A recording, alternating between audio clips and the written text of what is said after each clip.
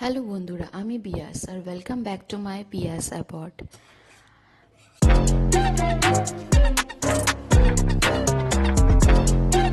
আজকে আমি যে রান্নাটা নিয়ে এসেছি সেটা হচ্ছে আলুর দম।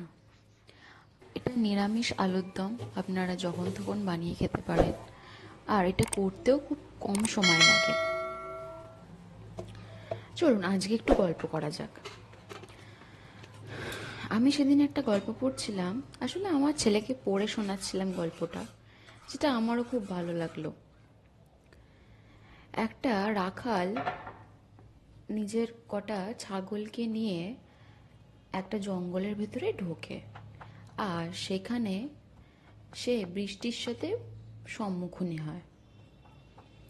ওখানে খুব এত বেশি বৃষ্টি হয় যে ও নিজের ছাগলগুলোকে ভালো করে কোথাও রাখার চেষ্টা করে, আর তারপরই ও চোখে পড়ে একটা ছোট্ট গুহা মতো। সেখানে ও নিয়ে যায় নিজের ছাগলগুলোকে, হুট হুট হুট করতে করতে দিয়ে তারপর ওদের ওখানে একটা আশ্রয় দেয়।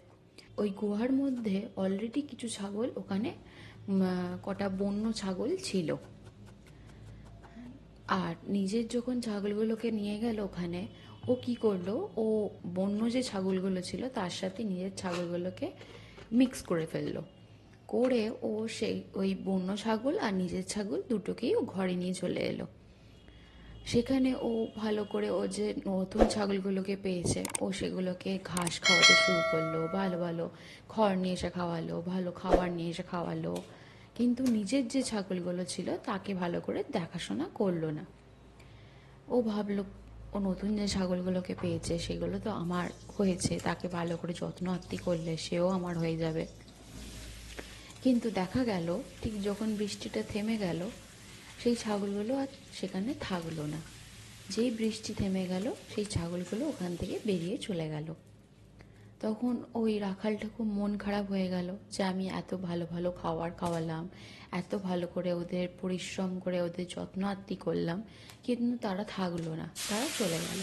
বলে ঠিক আছে, নিজের মনকে বোঝাতে সে ভাবলো ঠিক আছে চলে যাচ্ছে চলে যাক, কিন্তু আমার ছাগলগুলো তো আমার কাছে রয়ে গেছে, সেগুলোকে দেখাশোনা করি, তারা হয়তো ভালো আছে।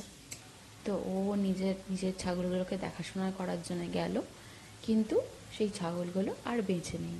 তারা খাবারের অভাবে, যত্ন আত্তির অভাবে তারা মারা গেছে। তখন রাখাল আর কিছুই করার নেই। এখান থেকে রাখাল কি শিখলো?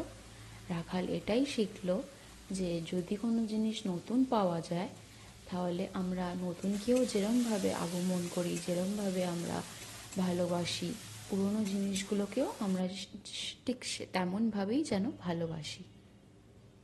ওদেরকে আমরা ফেলে না দিই, ওদেরকেও আপন করে রাখি। শুধু নতুন এসেছে বলে পুরনোগুলোর কোনো মূল্য নেই, তাকে অবহেলা করব, তার কোনো মানে নেই। দুজনকেই তোমাকে সমানভাবে নিয়ে চলতে হবে। সেই জন্যে তোমার কাছে যা আছে সেইগুলোরও তুমি মূল্য দাও, সেইগুলো মূল্যর দরকার। তো যা আছে তুমি সেটাকেও নিয়ে সন্তুষ্ট থাকতে পারো।